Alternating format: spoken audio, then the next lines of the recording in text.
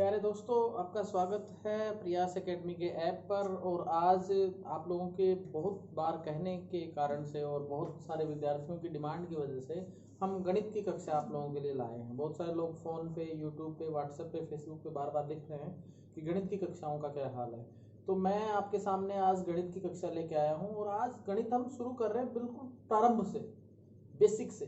गणित की वो कक्षा जो आपको सही में समझने के लिए मजबूर करेगी कि संख्याएं क्या हैं, संख्याएं कैसे बनती हैं, उन संख्याओं का किस वजह से संख्याएं एक संख्या से दूसरी संख्या में परिवर्तित होती हैं, और ये सारी की सारी चीजें हम यहाँ से सीखेंगे।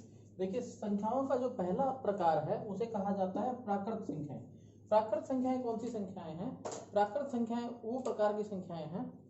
देखिए, प्राकृत संख्या वो संख्या है जो एक से प्रारंभ होती है, 1, 2, 3 और ऐसे चलते हुए अनंत तक जाती है। प्राकृत जो है उसे अंग्रेजी में नेचुरल नंबर्स कहा जाता है और अंग्रेजी के नंबर n से इसे प्रदर्शित किया जाता है। सारी की सारी वो संख्याएं जो एक से प्रारंभ हों और अनंत तक जाएं उन्हें प्राकृत संख्याएं या नेचुरल नंबर कहा जाता है। अब यहाँ इस वीडियो को अगर आप देख रहे हैं तो आप एक चीज समझ रहे होंगे कि इन संख्याओं में एक चीज हम नहीं जोड़ रहे हैं, और वो चीज क्या है? वो चीज है जीरो। तो जीरो नहीं जुड़ रही है, जीरो अगली संख्या में जुड़ेगी। यहाँ अगली जो संख्याओं का प्रकार है वो है पूर्ण संख्याएं। पूर्ण संख्याएं किन्हें कहेंगे? पूर्ण संख्याएं जो हैं, संख्याओं का वो प्रकार है जो संख्याएं जीरो से प्रारंभ होती हैं, 0, 1, 2, 3 और ऐसे करके अनंत तक जाती हैं। तो प्राकृत संख्याओं और पूर्ण संख्याओं में यहाँ एक बड़ा महत्वपूर्ण फर्क है कि पूर्ण संख्याओं में जीरो शामिल होती है और प्राकृत संख्याओं में जीरो शामिल नहीं होती है। अर्थात प्राकृत संख्याएं एक से प्रारंभ होती हैं और पूर्ण संख्याएं जो है वो जीरो से प्रारंभ होती हैं। यहाँ से हम एक नया सेंटेंस बना सकते हैं, एक नया वाक्य बना सकते हैं कि सभी प्राकृत संख्याएं पूर्ण संख्या होती हैं, लेकिन सभी पूर्ण संख्याएं प्राकृत संख्या नहीं होती, क्योंकि पूर्ण संख्याओं में जीरो है और प्राकृत संख्याओं में जीरो नहीं है। तो ये तो हुई प्राकृत और पूर्ण संख्याओं की बात। प्राकृत संख्याओं को अंग्रेजी के n नेचुरल नंबर से n से प्रदर्शित किया जाता है। पूर्ण संख्याओं को होल नंबर कहते हैं और होल को w जो अक्षर है अंग्रेजी का, इससे प्रदर्शित किया जाता है। अब यहाँ आप देखिए, आपने एक से संख्याएं शुरू करके गए, अनंत तक लेके गए। आप जीरो से संख्याएं आपने शुरू की और आप इसे अनंत तक लेके गए। अभी संख्याओं के नकारात्मक प्रकार संख्या और पूर्ण संख्या पढ़ने के बाद अगली संख्या जो हम पढ़ रहे थे वो है पूर्णांक संख्याएं। पूर्णांक संख्याएं हम किन्हें कहेंगे? वे संख्याएं जो शून्य से प्रारंभ हो और अपने बाएं और दाएं अनंत तक क्रमशः धनात्मक और ऋणात्मक रूपों में जाएं। अर्थात यहाँ जीरो से संख्याएं स्टार्ट हो रही हैं, 1, 2, 3 और ये इन्फिनिटी तक जाएंगी, अनंत तक ये संख्याएं जाएंगी। इधर ये संख्याएं -1, -2, -3 और फिर ये अनंत तक जाएंगी यहाँ तक। अर्थात पूर्णांक क्या है? यहाँ आप इस पूर्णांक शब्द को सब समझेंगे तो ये आएगा पूर्ण अंक, अर्थात अंक पूर्ण है। ये अगर आप इस व्याख्या को समझ पा रहे हैं तो यहाँ से आप अगली कौन सी प्रकार की संख्याएं हैं उनकी उत्पत्ति को समझेंगे। देखिए, हमने प्रारंभ किया कहाँ से? प्राकृत संख्याएं से। प्राकृत संख्याएं वो है जो एक से प्रारंभ होती है, अनंत तक जाती हैं। फिर हम देखिए पूर्ण संख्याएं। जब प्राकृत संख्या हमने जीरो मिलाया तो हमें पूर्ण संख्याएं मिल गई। जब इस जीरो के साथ हमने ऋणात्मक प्रकार की संख्याएं और मिला दी तो हमें पूर्णांक संख्याएं मिल गई। तो पूर्णांक कौन है? वो जो पूर्ण अंक हैं, अर्थात जिनमें अंक गढ़ा बढ़ा नहीं है। अगली प्रकार की जो संख्याएं हम पढ़ने जा रहे हैं वो संख्याएं हैं परिमेय संख्याएं। परिमेय संख्याएं क्या है? अब तक संख्या पद्धति का जितना ज्ञान हमें है उसके आधार पर हम कह सकते हैं कि हमारे पास 10 रुपए हो सकते हैं, हमारे पास -10 रुपए हो सकते हैं, हमारे पास 0 रुपए हो सकते हैं। ये संख्याओं के क्रम से प्राकृत, पूर्ण और पूर्णांक प्रकार की संख्याओं को प्रदर्शित करते हैं। पर क्या आपको, अगर कोई आपको कहे कि आप आधा किलो दूध दीजिए, क्या प्राकृत संख्याएं, पूर्ण संख्याएं और पूर्णांक, क्या कोई भी आधा किलो दूध की परिभाषा में आते हैं? क्या कोई भी 3/4 भाग की परिभाषाओं में आते हैं? नहीं आते हैं। क्या आएगा? ये आएगा परिमेय संख्याओं में। अर्थात परिमेय संख्याएं क्या हैं? परिमेय संख्याएं उन संख्याओं को कहा जा सकता है जो संख्याएं p/q के रूप में व्यक्त की जा सकें, जहां q is non equal to 0। यानी कि दो सीधे सीधे नियम है। परिमेय संख्याओं के दो सीधे सीधे नियम है। एक नियम तो यही हमने देख लिया कि q is non equal to 0 हो, और दूसरा जो नियम है वो ये है कि जो संख्याएं p/q के रूप में रखी जा सके। और जिनका एक निश्चित मान आता हो। तो क्योंकि यही एक प्रकार है जिसके आधार पर हम अगली प्रकार की संख्याओं को जब पढ़ेंगे तो उनमें अंतर हम इसी आधार पर करेंगे। अब तक हम 3 प्रकार की संख्याएं देखिए, प्राकृत, पूर्ण, पूर्णांक और परिमेय, 4 प्रकार की संख्याएं अभी तक हम पढ़ चुके हैं। अगली जो प्रकार की संख्याएं हैं वो है अपरिमेय संख्याएं। अपरिमेय संख्याएं क्या है? अपरिमेय संख्याएं वो संख्याएं हैं जिन संख्याओं में q is non equal to 0 वाली जो कंडीशन हमने यहां लगाई है ये कंडीशन नहीं लगती हो, अर्थात जिनका निश्चित मान नहीं होता हो। और यहां मैं आपको एक बहुत इंपॉर्टेंट बात बता रहा हूं, ये प्राय गणितीय परीक्षाओं में आया हुआ प्रश्न है कि इनके उदाहरण कई बार पूछे जाते हैं कि कौन सी निम्न में अपरिमेय संख्या है।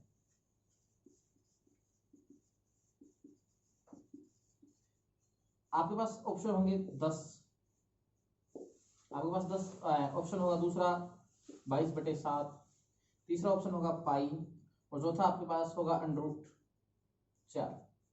यहां आपको ये देखना है कि आपको उस संख्या का जवाब इस अपरिमेय संख्या का अगर बतानी है तो आपको एक परिभाषा ध्यान में रखनी है, वो जिसका निश्चित मान नहीं पता हो।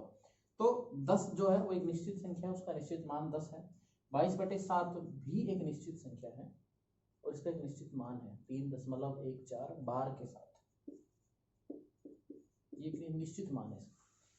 √4 का भी एक निश्चित मान है जो कि 2 होता है, लेकिन पाई जो है जिसे हम लगभग 22/7 लेते हैं, यहाँ ये बहुत इंपॉर्टेंट चीज है। और आप इस चीज को अगर पहली बार जीवन में पढ़ रहे हैं तो इस वीडियो को लाइक कीजिए और हमारे चैनल को सब्सक्राइब कीजिए ताकि हम जान सके कि हमारी जो मेहनत है वो सही हाथों में जा रही है। मैं आपको बिल्कुल सही बता रहा हूँ, अपरिमेय संख्याएं जब आपसे पूछी जाएंगी तो 22/7 अपरिमेय संख्या नहीं है, ये परिमेय संख्या है। आप परिभाषा देखिए परिमेय संख्या की, वे संख्याएं जिन्हें p/q के रूप में व्यक्त की जा सके। p = 22, q = 7 और जहां q is non equal to 0, 7 is non equal to 0, तो आप 22/7 को अपरिमेय संख्या नहीं कह सकते हैं। अपरिमेय संख्या क्या है? अपरिमेय संख्या है पाई, क्योंकि पाई का एक निश्चित मान नहीं है। पाई का मान 22/7 या 3.14 हम लगभग लेते हैं, पाई का निश्चित मान अब तक ज्ञात नहीं किया जा सकता। तो पाई और उसके अलावा √, की वे संख्या जिनका कोई निश्चित वर्गमूल नहीं होता है, उन्हें हम अपरिमेय संख्याओं की श्रेणी में रख सकते हैं।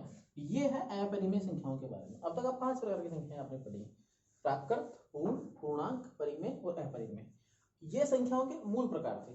अभी संख्याओं के कुछ विशिष्ट प्रकार हो रहे हैं कि संख्याओं के गुण धर्म के आधार पर या संख्याओं की विशेषता के आधार पर संख्याओं के कुछ विशेष प्रकार जो है संख्याओं के आप बता सकते हैं।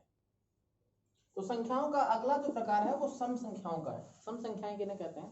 वे संख्याएं जो 2 से विभाजित होती हैं उन संख्याओं को सम संख्याएं कहा जाता है, या वे संख्याएं जिनका इकाई का अंक 0, 2, 4, 6 और 8 इनमें से कोई एक अंक अगर इकाई का अंक होता है तो उस संख्या को सम संख्या कहा जाता है। विषम संख्या किसे कहते हैं? विषम संख्या उन संख्याओं को कहा जाता है जिन संख्याओं का इकाई का अंक 1, 3, 5, 7 या 9 में से कोई एक होता है, या सीधे सीधे वो संख्याएं जो 2 से विभाजित नहीं होती है। प्रत्येक क्रमागत संख्या जो है वो सम और विषम में से प्रत्येक संख्या 1 होगी। यदि पहली संख्या आप 1 मानेंगे तो वो विषम है, तो दूसरी संख्या 2 सम है, फिर 3 विषम, फिर 4 सम। इसके बाद है भाज्य संख्याएं और अभाज्य संख्याएं। यहाँ ये महत्वपूर्ण चीज है कि भाज्य संख्याएं किन्हें कहेंगे और अभाज्य संख्याएं किन्हें कहेंगे? वे संख्याएं जिनमें स्वयं व 1 को छोड़कर किसी अन्य संख्या, अब ये मैंने एक लाइन लिखी थी, स्वयं और 1 को छोड़कर किसी अन्य संख्या का भाग अगर जाता है तो वो संख्या है भाज्य संख्या, और भाग नहीं जाता है उसे कहते हैं अभाज्य संख्या। यहां एक महत्वपूर्ण बात यह है कि अभाज्य संख्या जो है इसे रूढ़ संख्या भी कहा जाता है, प्राइम नंबर भी कहा जाता है। प्राइम नंबर या रूढ़ संख्या, ये दोनों ही इतने महत्वपूर्ण है कि कई बार अभाज्य नहीं देता, रूढ़ दे देता है, प्राइम दे देता है। तो अभाज्य संख्या उन संख्याओं को कहा जाता है जिनमें 1 को छोड़कर और स्वयं को छोड़कर किसी अन्य संख्या में भाग नहीं जाता। भाज्य संख्याएं वे संख्याएं होती हैं जिनमें 1 और यानी इनके अभाज्य गुणनखंड किए जा सकते हैं। जैसे मैंने एक उदाहरण दिया 24, जब आप 24 को जोड़ेंगे तो आपको पता है कि 2 × 2 गुणा 2 गुणा 3, 2 दूनी 4, 4 दूनी 8, 8 तिया 24। तो यहाँ आपके लिए महत्वपूर्ण बात यह है कि आप 24 को 3 टुकड़ों में बांट सकते हैं। और यदि आपके पास इससे बिल्कुल एक छोटी संख्या हो 23, तो आप ऐसे कोई टुकड़े नहीं कर पाएंगे। 23 के लिए आपके पास एक ही संभावित टुकड़ा है, 23 गुणा 1। तो इस छोटी सी ट्रिक से दोस्तों आप समझ रहे हैं कि ये जो है ये एक अभाज्य संख्या का उदाहरण है और 24 जो है वो एक भाज्य संख्या का उदाहरण है। अब तक मैंने आपको संख्याओं के 9 प्रकार पढ़ाए। मैंने आपको पढ़ाया प्राकृत संख्या, मैंने आपको पढ़ाया पूर्ण संख्या, मैंने आपको पढ़ाया पूर्णांक संख्या, मैंने आपको बताई परिमेय संख्या, अपरिमेय संख्या। फिर मैंने आपको विशिष्ट प्रकार बताए संख्याओं के, सम संख्याएं जो 2 से विभाजित होती है, विषम संख्याएं जो 2 से विभाजित नहीं होती, भाज्य संख्याएं जिनके अभाज्य गुणनखंड किए जा सकते हैं, जिनको टुकड़ों में तोड़ा जा सकता है गुणा करने लायक टुकड़ों में, और अभाज्य संख्याएं जिनमें स्वयं और एक को छोड़कर किसी अन्य संख्या को भाग नहीं जाता है। अब मैं आपको इस वीडियो के साथ छोड़े जा रहा हूँ, लेकिन मैं यहाँ आपके साथ एक प्रश्न पूछ के जा रहा हूँ और एक प्रश्न के साथ आपको छोड़े जा रहा हूँ। मैं जानना चाहता हूँ कि आप कितना समझ रहे हैं, कितना पढ़ रहे हैं। क्या आपने कभी वास्तविक संख्याओं का नाम सुना है? अगर आपने वास्तविक संख्याओं का नाम सुना है तो आप मुझे ये बताइए कि वास्तविक संख्याएं क्या होती हैं। आप हमें हमारे कमेंट बॉक्स में लिख के बताइए कि वास्तविक संख्याएं किन संख्याओं को कहा जाता है। अगर आपके कमेंट सही हुए तो मैं अगले वीडियो में आपके नाम के साथ बताऊंगा कि आपका कमेंट जो है वो सही है, वरना फिर मैं आपको अगले वीडियो में बताऊंगा कि वास्तविक संख्याएं क्या होती हैं। तो गणित की ऐसी ही मजेदार और बेहतरीन कक्षाओं के लिए जुड़े रहिए। अगली क्लास में हम संख्या पद्धति से जुड़े हुए प्रतियोगी परीक्षा में आने वाले प्रश्नों के बारे में बात करेंगे। ये पूरी संख्या पद्धति थी, संख्याओं के प्रकार थे। मुझे उम्मीद है कि आपको ये वीडियो पसंद आया होगा और हमारे इस वीडियो को लाइक कीजिए, हमारे चैनल को सब्सक्राइब कर लीजिए और अपने दोस्तों को जो प्रतियोगी परीक्षाओं की तैयारी कर रहे हैं उन्हें जरूर बताइए कि प्रयास एकेडमी के ऐप पर ये सारी की सारी क्लासेस उनके लिए निःशुल्क उपलब्ध हैं। दोस्तों बने रहिए हमारे साथ। धन्यवाद।